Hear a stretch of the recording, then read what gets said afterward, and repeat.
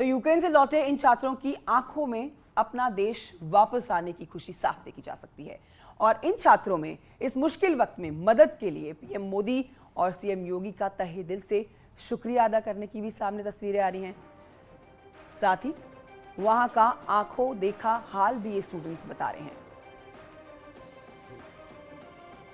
ये 3 तस्वीरें आपके टेलीविजन स्क्रीन के सामने है, जहां पर देखिए आंखें नम है और जुबान पर मोदी सरकार का शुक्रिया है, क्योंकि ऐसे मुश्किल हालात में जहां पर मोदी सरकार न सिर्फ अपने देश के बच्चों की वहां पर सुरक्षा देख रही है, वतन वापसी करा रही है, बल्कि ये जिम्मा और मुल्कों से आए हुए बच्चों के लिए भी मोदी सरकार ने उठाया हुआ है।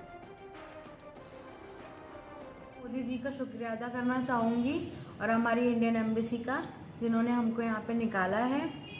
और जर्नी काफ़ी मुश्किल रही है मेरे लिए और बाकी सारे बच्चों के लिए जो वहाँ पे फंसे हुए हैं अभी भी, उनके लिए भी बहुत मुश्किल हो रही है।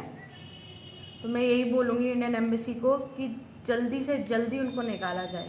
सारे बच्चे लोग डरे हुए ही थे और उनमें से हम भी डरे हुए थे। सब लोगों ने बस यही सोच रहे थे कि कैसे यहाँ से निकला जाए। फिर उसके बाद हमारे एम्बेसी की तरफ से नोटिस जारी हुए, एडवाइजरी जारी हुई कि जो आपके पास क्लोजेस्ट बॉर्डर हो आप वहाँ से जल्द पहुंचे। उसके बाद हम लोगों ने सारे जो हमारे दोस्त फ्रेंड लोग थे, हम लोगों ने खुद से बसेस की और हमने तुरंत रोमानियन बॉर्डर, क्योंकि हमारे पास से वही बॉर्डर पास पड़ रहा था, तो हम लोग रोमानियन बॉर्डर के लिए निकले। उसके बाद मुझे 1.5 दिन लग गया बॉर्डर क्रॉस करने में।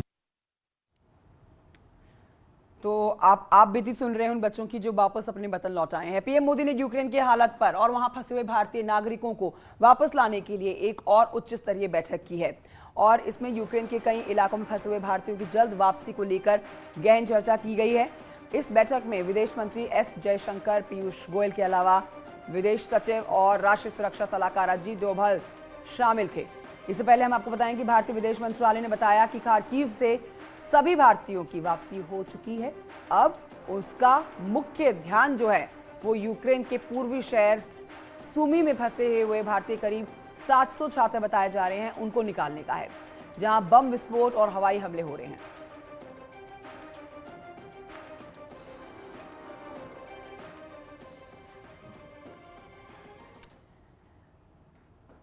और अब बात करते हैं राजनीतिक मैदान की। देखिए, चुनाव में सभी दल अपनी अपनी जीत का दावा कर रहे हैं। बीजेपी ने यूपी, उत्तराखंड समेत 4 राज्यों में अपनी जीत का दम भरा है और पूर्ण बहुमत की सरकार बनाने का दावा किया। योगी सरकार ने दावा किया कि सरकार ने बेहतर कानून व्यवस्था, शिक्षा, स्वास्थ्य और रोजगार पर जो काम किए वो पिछली सरकारें नहीं कर पाई थी।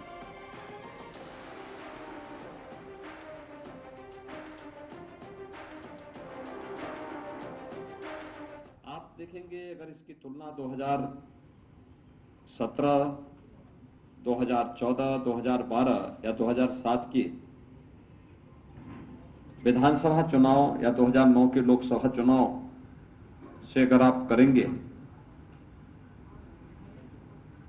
तो उस दौरान जो व्यापक हिंसा होती थी, अराजकता का तांडव देखने को मिलता था, उससे इतर शांतिपूर्ण तरीके से